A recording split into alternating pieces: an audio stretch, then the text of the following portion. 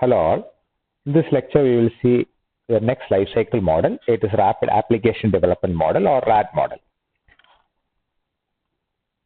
So, this RAD model came in the early 90s. So at that time, it was we were using this iterative waterfall model or the derivatives of this waterfall model. But the problem, we have already seen the problem associated with this waterfall model. It is very difficult to accommodate change requests from the user.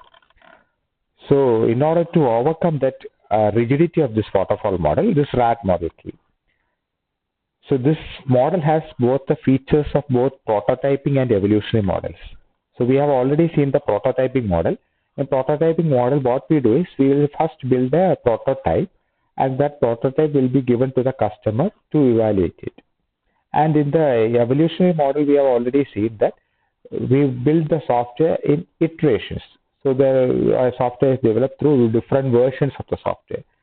So in this RAD model, we combine both those features. Okay.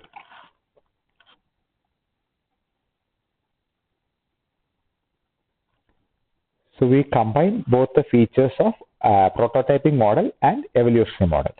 So here, prototypes are not thrown away. So in the prototyping model, it is a throwaway prototype. We won't be using that prototype further. So it is just to show to the customer or the client, this is the prototype, this is the software that we are going to build like that. After that, we will start developing the software from scratch itself.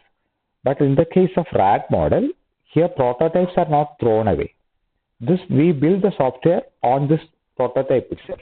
We add more features to the prototype. So we start building a prototype, we'll show it to the customer evaluates it, then again customer might tell some changes, might inform some changes and all. So we accommodate those changes, and again we develop the software, and we will be adding it to the prototype itself. So we will be developing a series of repeated prototypes. So we'll see what are the major goals of RAD model. So one is first goal of RAD model is to decrease the time taken and cost incurred. We know that in iterative waterfall model, the cost the time taken to develop the software is very huge. But here we try to decrease the time taken and also the cost that will be incurred to develop the software system. Then also the second goal is to limit the cost of accommodating change requests. So we have already seen it is very difficult to accommodate changes in iterative waterfall model. So we have to limit the cost of accommodating the change request. So that is the second goal of RAD. The third goal is to reduce the communication gap between the customer and the developers. So if you see the iterative waterfall model and all, there is no communication with the customer. Only at the initial stage we will discuss with the customer to gather the requirements. After gathering the requirements and after the SRS is written, then the customer has no interaction with the company, and the software will be developed separately, and the customer has no interaction with the development team. So the customer will see the software only at the end of the development, at the time of deployment only. So there are many problems that are associated with this. So that is one of the major problems or limitations in waterfall model. And the customer's request might change during the course of development. So those changes cannot be accommodated in waterfall model. But in the case of this RAD model, we constantly interact with the customer so that customer's change requests can be accommodated in the next version of the software. So this is where we will be developing this software using this RAD model. Next, we will see how this RAD model is. So this is a basic structure of this RAD model. We start with analysis and kit design, and this is a repetition process. We will go on repeating the cycle. This is known as prototype cycle. So it will be developing, demonstrating, refining it again and again. So we will be developing a prototype, and we will be giving it to the customer to evaluate the prototype. After that, again, the customer will mention some changes. So we will add those features. Again, it is given to the customer back. Like that, it will be going on. And finally, the full software will be tested and deployment will be done. So in this way, we will be developing this RAD model. So the main thing is we will be developing a prototype, and that prototype is not thrown away. We will be developing further features in that prototype itself. So we'll see how the working of RAT model. So it is a series of short cycles or iterations.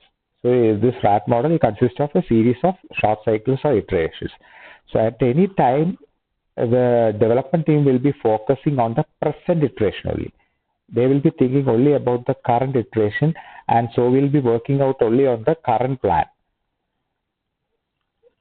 So plans are made for one increment at a time. So for every increment, we will be making a plan, or for every version of the software, we will be making a plan, and we will be developing that software or that version.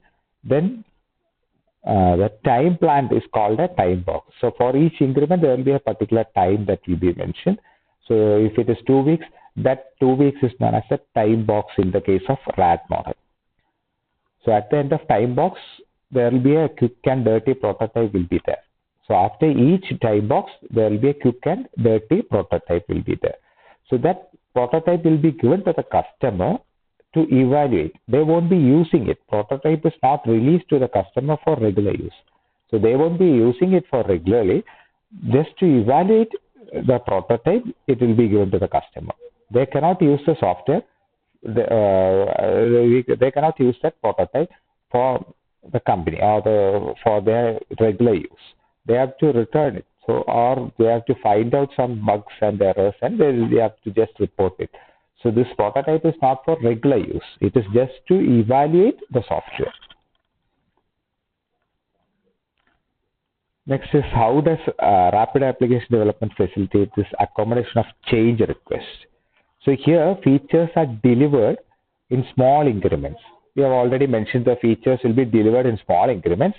So the customers are able to give their change requests. So we will be giving the prototype to the customer. The customer evaluates the prototype, and he will ask for some additional features or change requests.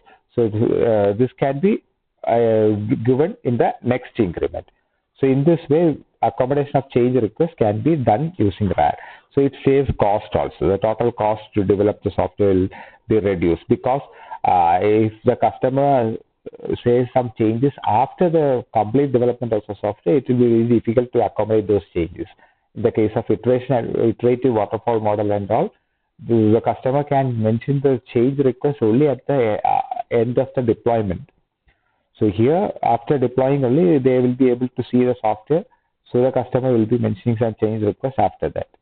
So it will be difficult to accommodate those changes. But here, the customer will be mentioning the change request at each increment, when after each time box, when the increment is given or the version is given to the customer, he can evaluate and mention the changes. So it is easy to accommodate those change requests in RAT model. Then how faster development is achieved in RAT model? So here minimal use of planning is used, because we will just plan for a particular time box. Only for the next version we will be planning. And also heavy use of any existing code through rapid prototyping. Here we will be using rapid prototyping. That means in the case of mainly this model is mainly suitable for object-oriented software development. So in object-oriented software development, most of the classes or the functions will be available. Already existing classes can be used again and again for other softwares also. So this is very suitable. This is suitable for this object-oriented approach. So heavy reuse of existing code will be used in the case of rapid application development. And also we will be using specialized tools for visual style of development. Also use of reusable components is also facilitated in faster development. So faster development is achieved using all these things. So we will be using only minimal planning. Then here reuse of code is there. Then we use specialized tools for visualization, and also for use of reusable components is there. So based on this, we can develop a product very faster. Next is applicability of RAT model. In what all projects we can use this RAT model? So first type of software that can be developed using RAT model is customized software. In the case of customized software, RAT model will suit better. Because customized software means, for example, if we are developing some campus management software, and if we have developed that software for a particular college, and we go to the next college, they need that software need to be customized. So already existing parts of the software can be used for the next client also, or the next institution, or the next college also. We can use the same software, and some changes can be accommodated in it. So for customized software, this RAT model is good. Then also for non-critical software. So here we will be developing quick and dirty software. So the problem is that software won't be won't be efficient, or it won't be optimal. So it is not suitable for non-critical type of software, for critical software. So real-time systems or embedded system, we cannot use this RAT model, because we won't be developing any optimal solution. We will be simply developing some solution. So that might not be an optimal solution. So this model is not suitable for non-critical software. Next type of software is highly constrained project schedule. If the project schedule is highly constrained, then we can go for this RAT model. Okay, because documentation is very less when compared to iterative waterfall model. Here, RAT model documentation will be very less, because we start with some basic requirements, and there won't be a complete SRS at the beginning, so that documentation will be minimized. And also for design, also we will be minimizing the documents. So all the documentation part is minimized. So we can save a lot of time in the case of documentation. Then for large softwares, if you are developing large software, that is a software with a huge number of modules, sub-modules, then a RAT model can be used, because we can separate it into different features. So we can develop each feature at a time. So these are the applications of RAT model, and where RAT model cannot be used, where this model cannot be used. First one is generic products, wide distribution products like Office package or some other softwares. We cannot use this RAT model. Okay, because it is of generic nature. So generic nature means it is not a customized software. Everybody should be having the same set of things. So the focus will be on optimal performance, and reliability is important. So we have mentioned that RAD will be developing some quick and dirty prototype. So it won't be optimal. So it is not suitable for this generic products. And second case, RAD is not suitable where requirement of optimal performance and reliability is required. So in the case of softwares which require optimal performance or reliability, we cannot use this RAD model. Then lack of similar products. So if similar softwares are not available, then this RAD model won't suit, because here reusability is an important thing. So already we have to take some parts from the already existing software. So if already existing products are not there, then it will be difficult to develop using this RAD model.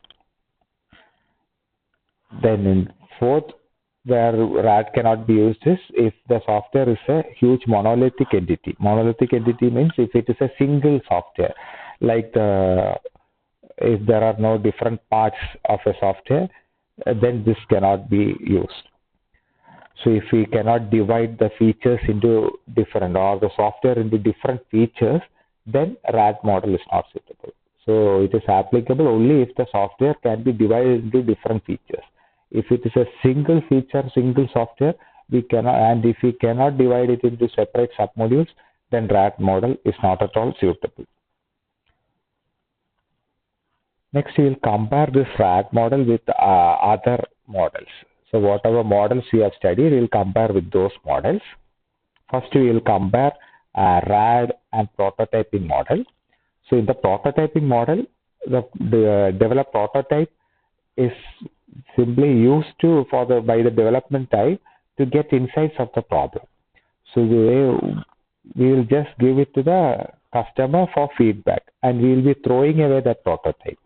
But in the case of A RAT model, that prototype is not throwaway prototype. We will get feedback from the customer, and that prototype is again used by the development team to build further. So that's the difference between RAD and prototyping model. And another comparison, we can say that in prototyping model, the quality and reliability of the software will be much more superior, or in the case of RAD model, it is inferior. Then we will compare RAD with iterative waterfall model. So in the iterative waterfall model, we have already seen that documentation is heavy. So heavyweight model. Iterative model is a heavyweight model because documentation is there. But in the case of RAD model, we minimize that documentation. And also RAD model supports code reusability. But in the case of iterative waterfall model, that reusability is not there. And also changes can be accommodated in the case of RAD model. In the case of iterative waterfall model, we cannot accommodate those changes because in iterative waterfall model, initially that SRS will be fixed. That means the requirements will be fixed and we cannot change that requirements. But in the case of RAD model, we will start with an initial requirements and later on we can add more and more requirements. So that's the difference between RAD and iterative waterfall model. Then if we compare RAD and evolutionary model, so RAD has the features of evolutionary model because we develop the software in increments. So here, in the case of RAD, we try to develop a quick and dirty prototype. Whereas in the evolutionary model, the software or the version is systematically developed using the iterative waterfall model. Here there is no systematic development of the software.